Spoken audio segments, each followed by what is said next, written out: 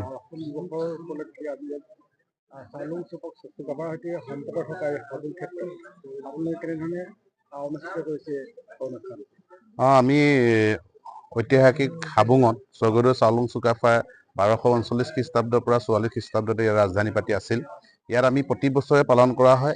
এই বছৰ হাবুং উন্নয়ন পৰিচালনা সমিতিৰ উদ্যোগত আৰু পশ্চিম ধেমাজি, মাছখোৱা 11খন আঞ্চলিক আছে টাইম ছাত্ৰ সন্থা এওঁলোকৰ সহযোগত আৰু পূৰ্বাঞ্চল সাহিত্য সভাৰ সহযোগত ধেমাজি জিলা সমিতি। গতিকে ইয়াত আমি স্বৰ্গদেউ চাউলুং চুকাফাক স্মৰণ কৰাৰ লগতে অসম আৰু অসমীয়া জাতিৰ এটা ভৱিষ্যত সুৰক্ষিতৰ স্বাৰ্থত আমি অসমখন সুৰক্ষিত হৈ থকা খাতিৰত আজি ঐতিহাসিক হাবুঙত পৰম্পৰাগত পূজাৰে সকলো ভাষা, জাতি, বৰ্ণ, ভাষা নিৰ্বিশেষে সকলোৰে মংগল কামনা কৰিছোঁ। আৰু ইয়াৰ লগে লগে আমি টাই আহোম বংশধৰসকলে যাতে স্বৰ্গদেউ চাউলুং চুকাফাৰ যি নীতি আদৰ্শ, সেই নীতি আদৰ্শত আমি থাকিব পাৰোঁ।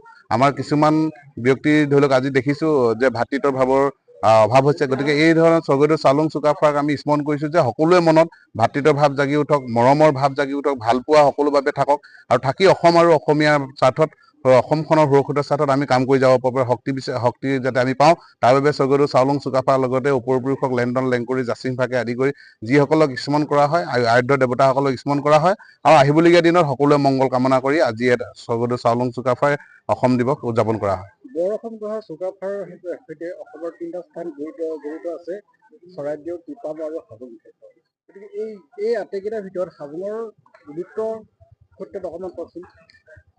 এতিয়া ধৰি লওক তিপামত তেওঁ প্ৰৱেশ কৰিয়ে আহি তেখেতে খোপনি পুতি ৰৈছিল। ৰোৱাৰ লগে লগে স্বৰ্গদেউৱে বিভিন্ন ঠাইবিলাক ভ্ৰমণ কৰি বিভিন্ন সেই সময়ত বসবাস কৰি থকা জনগোষ্ঠীবিলাকৰ লগত কথোপকথন বা বিভিন্ন ভাতৃত্ব ভাৱেৰে আহি হাবুং পালেহি।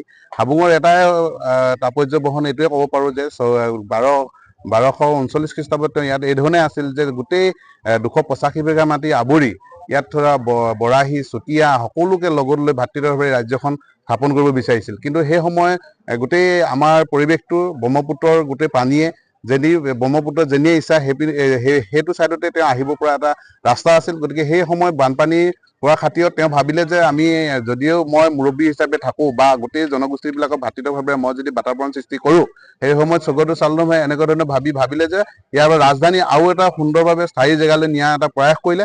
সেয়ে তেওঁ শিমলুগুৰি চন্টক হৈ চৰাইদেউ পালেগৈ।